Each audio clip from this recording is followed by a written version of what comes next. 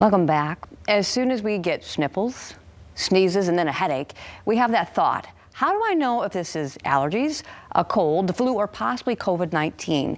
Well, here to help us distinguish the symptoms is Dr. Erin McNeely from Spectrum Health. Thank you so much for joining us this morning. Thank you for having me. It's our pleasure. So let's start first off, symptoms of the common cold. Well, the common cold can be caused by one of many cold viruses and some bacteria.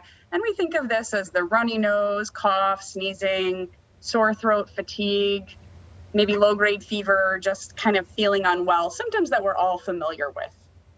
Okay, and then now we know the whole talk out there right now about flu shots and stuff. So how about the flu? It's flu season.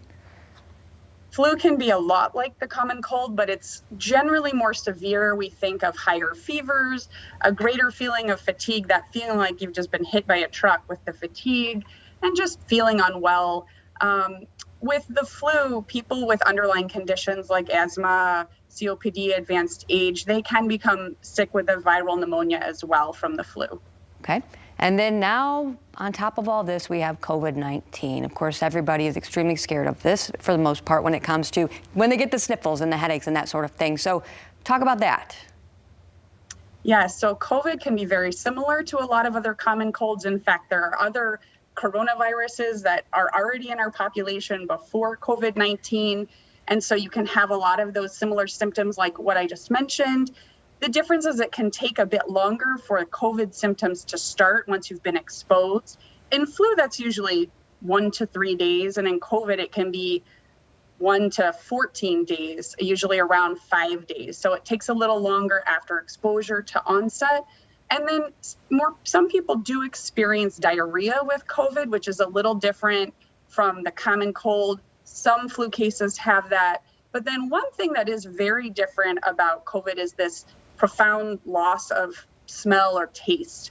And not everyone gets that, but patients who do, especially if you have other symptoms, really should be tested because that is something that's very different with COVID. And as far as those tests, people kind of want to err on the side of caution. So when do you actually kind of say, yep, it's time for me to go get that test for COVID? If you have multiple symptoms, for sure, especially if you have that loss of taste or smell, if it's been kind of coming on over a few days and your fevers are on the higher side, flu tends to come on again a little faster. And definitely if you've known exposure to someone else. So that's 6 feet away, unmasked. A good example would be having dinner with a friend and you find out the next day or a few days later that they were diagnosed with COVID. And that would be a good time to get tested. We also generally test more aggressively people who are exposed to a lot of others, including people who might work in schools or places where there are vulnerable populations, such as nursing homes, hospitals, health clinics. Those folks, we want them to be a little more aggressive about getting tested because we know they're exposed to a lot of other people. And of course, prevention is always key with a lot of these things. What are some main things we can do to prevent this? Absolutely. We know from the past several months that we can stop the spread of COVID by washing our hands aggressively and wearing our masks. So hand gel is great. Carry that around with you if you have to go out. Anytime that you touch your face, move your mask. Before and after that, you should wash your hands with hand gel. When you do wash at the sink, I talk with my kids. I have little kids. We sing happy birthday, make bubbles, scrub for 20 seconds before you rinse and dry. So doing that very aggressively, wearing our masks. We know that in hospital settings and in clinic settings, we can take care of patients with COVID who may be very symptomatic, may be infectious, and we can be safe when we practice those measures. And we have about 30 seconds left. If you could talk real quickly about the curbside flu shots.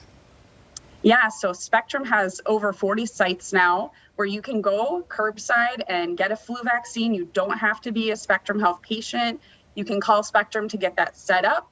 If you are a Spectrum patient, you can also get other vaccines that your kids may need that maybe they missed during the shutdown period.